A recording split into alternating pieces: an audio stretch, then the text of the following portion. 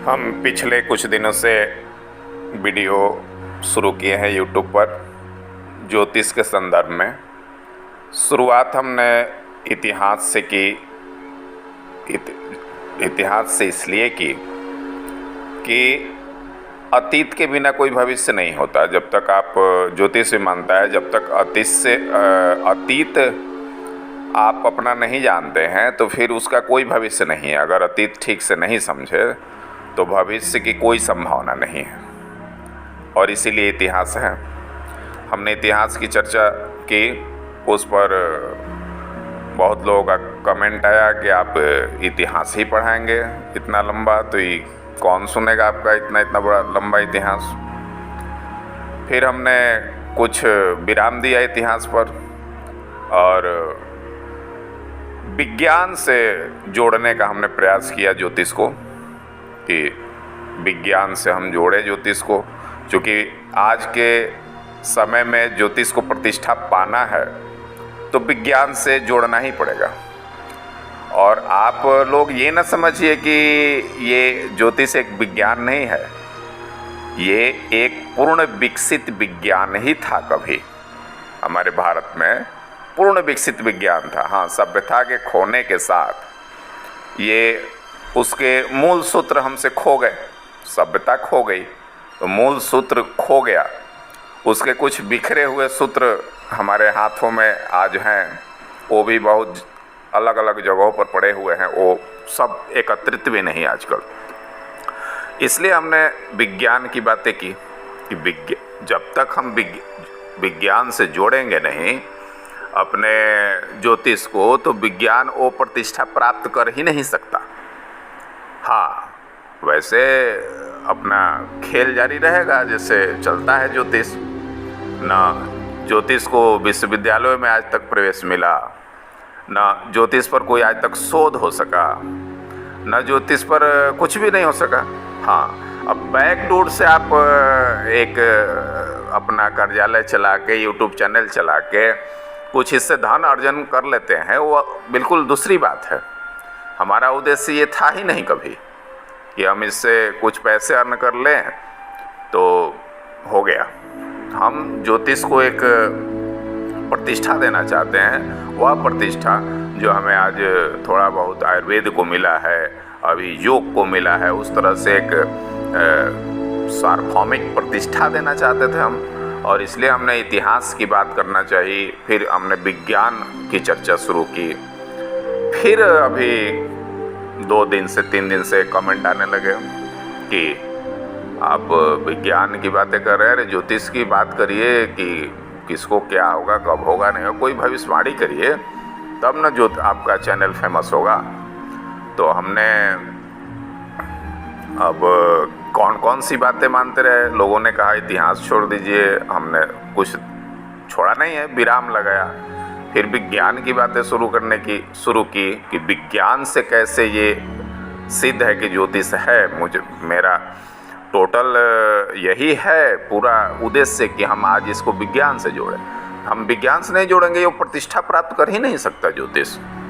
और रही कुछ पैसे कमा लेने की, तो वो दूसरी बात है, वो तो हजारों लोग हैं वो कर रहे हैं। लेकिन हम तो विज्ञान से जोड़ना चाहते थे। बिखरे हुए जो इसके सूत्र हैं पूरे हिंदुस्तान में, कुछ विदेश में भी पड़े हुए हैं, उसको एकत्रित एक जगह करके चाहते थे। मेरा उद्देश्य ही यही था, चैनल बनाने का मेरा उद्देश्य ही रही था।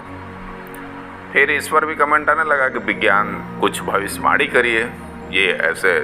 तो हम क्या क्या छोड़ते रहे आपके कमेंट पर, ठीक है।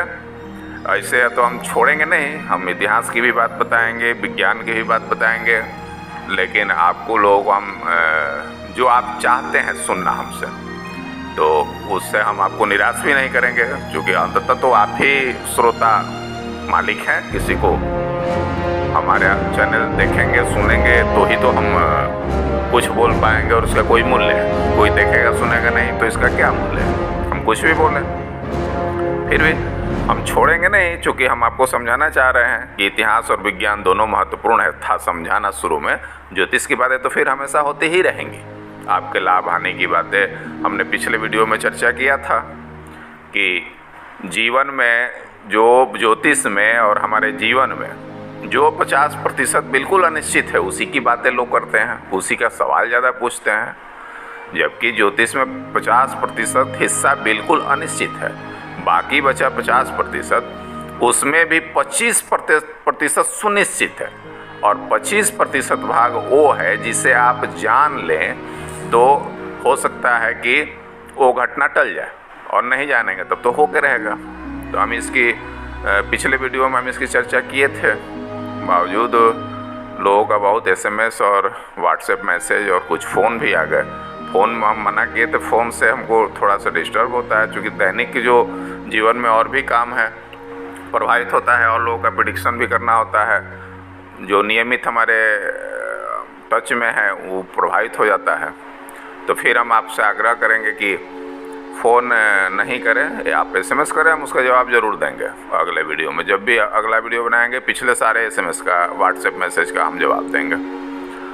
तो विशेष करके आपके लोगों की मांग पर कि कुछ भविष्यवाणी कीजिए, ऐसे विज्ञान और इतिहास समझाने से बहुत फ़ायदा नहीं है। हालांकि मैं इससे सहमत नहीं हूँ, मैं उसे तो जारी रखूँगा ही। फिर भी आज हमने देखा कि आज एकादशी तिथि है, आषाढ़ मास है हमारा, और आज के बाद आज से ही, मतलब हमको लगता है 1-1.5 घंटा बाद से, अभी हम वीडियो बना रहे हैं 1-1.5 घंटा के बाद से द्वादशी तिथि हो जाएगा।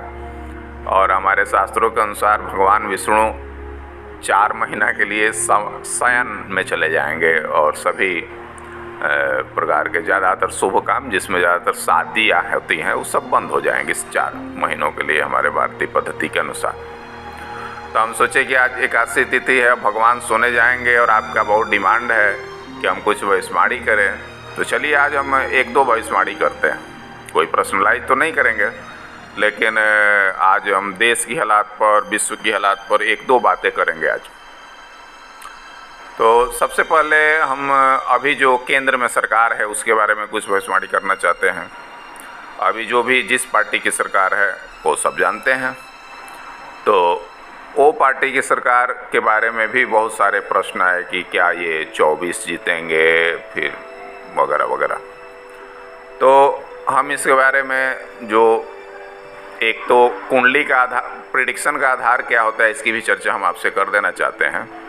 प्रेडिक्शन का आधार होता है जैसे देश का कुंडली, तो देश का कुंडली तो हम 1947 मानते हैं, 15 अगस्त वही लेके चलते हैं कि 15 अगस्त 1947 को देश आज़ाद हुआ, रात्रि के 12 बजे, उसी का कुंडली बना करके हम प्रेडिक्ट करते हैं। और फिर जो अभी सत्ता में है, जो सत्ता के शीर्ष पर जो हैं, हालांकि हमें बता दे रहे पूरी बात ये सही नहीं है, फिर वो पार्टी कब बना वो उसका कुंडली लगता है, फिर अभी जो सत्ता में है, जो व्यक्ति शीर्ष पद पर बैठा हुआ है उसका कुंडली लगता है। लेकिन फिर भी जो हमारे पास उपलब्ध हैं, जैसे देश का कुंडली 15 अगस्त 47 का है, और अभी वर्तमान प्रधानमंत्री मोदी का जो मौजूद है, जो मीडिया पर गूगल में मौजूद है, उनका डेट ऑफ बर्थ वो 17 सितंबर 1950 का, उस पर मैं भविष्यवाणी करना चाहूँगा जो उपलब्ध है, जो भी मेरी जानकारी है, कि अभी जो जिस पार्टी की सत्ता है उसकी सत्ता 2032 तक हमारे समझ से जाने वाली नहीं। अब बीच में कब चुनाव पड़ते हैं, कौन पड़ते हैं, वो उससे हमको बहुत ज़्यादा लेना देना नहीं। ये वर्तमान सत्ता हमें हमारी उम्र से 1932 तक जाने वाली नहीं। दूसरे में है जो विपक्ष में है, आज प्रमुख विपक्षी दल कांग्रेस है। कांग्रेस का भी जो कुंडली हमें, जो कांग्रेस बना, अब हालांकि उस पर बहुत ये है, मतांतर है, किस कांग्रेस को माने हम, जो आज़ादी के पहले गठित हुआ उसकी कुंडली ले, या फिर जो इंदिरा गांधी के समय कांग्रेस ई बना उसकी कुंडली ले, दोनों में भेद है। फिर भी हमने दोनों लिया जो उपलब्ध है। राहुल गांधी उसके आज नेतृत्व कर रहे हैं, उनका कुंडली लिया। तो राहुल गांधी का कुंडली जो है वो ये बातें, 2-3 बातें बिल्कुल स्पष्ट करता है उनकी कुंडली से। एक तो राज परिवार में पैदा होंगे। राज परिवार मीन्स वो ज्योतिष की भाषा है, राज परिवार मीन्स जिसका एक लंबे समय से जिस वंश का शासन है। तो इस कांग्रेस में तो इन्हीं के परिवार का शासन रहा है ज़्यादातर समय। तो एक राज परिवार में इनका जन्म होगा, ये भी कुंडली से स्पष्ट है।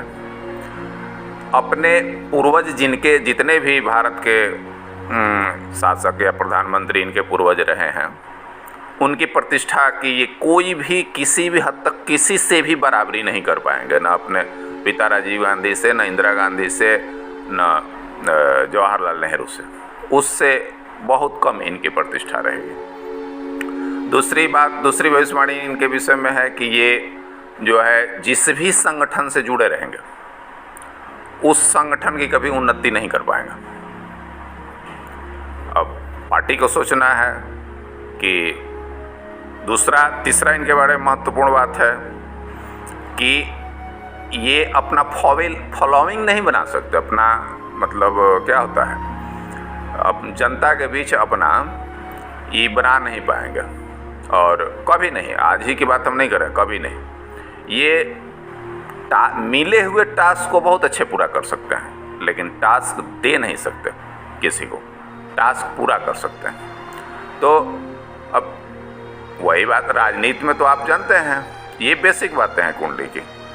राजनीति में टास्क पूरा करने के लिए नेतृत्व नहीं होता है, नेतृत्व तो टास्क देने के लिए होता है। तो मेरा सलाह है कि इनके पार्टीजनों से इनका कुंडली किसी अच्छे ज्योतिष से दिखाना चाहिए, एक बार ज़रूर खोज करनी चाहिए एक अच्छे ज्योतिष की, और क्या उनके बारे में और अच्छा हो सकता है, इनका बेहतर उपयोग पार्टी में कैसे किया जा सकता है, ये सोचना चाहिए पार्टी को। तो ये हम सोचे, हालांकि नाराज़गी नहीं है लेकिन बोलने में लग रही होगी, लेकिन आप लोग डिमांड थी कि कुछ भविष्यवाणी करिए, नहीं तो ऐसे बोलते रहेंगे तो ये फेमस नहीं हो पाएगा, क्या इसका विज्ञान इतिहास समझाएंगे। ऐसा नहीं है, हमें आना ही था प्रेडिक्शन पर, लेकिन अभी हमें कुछ देर बाद आना था, कुछ दिन बाद आना था, लाइव आना था, आपके सामने आके हमें बताना था। लेकिन विशेष मांग पर हमने सोचा कि आज एकादशी है, फिर भगवान विष्णु 4 महीना के लिए सो जाएंगे, तो फिर 4 महीना भविष्यवाणी करना, इतनी बड़ी भविष्यवाणी करना ठीक नहीं रहेगी, और किसी एक व्यक्ति का भविष्यवाणी करेंगे वो भी ठीक नहीं रहेगी, जिसमें सबकी दिलचस्पी है। सरकार से सब लोग प्रभावित भी होते हैं, सरकार विपक्ष दोनों से प्रभावित होते हैं। सोचा कुछ जो मेरी जानकारी में है आपसे शेयर करें। धन्यवाद, फिर अगले एपिसोड में मिलते हैं आपसे।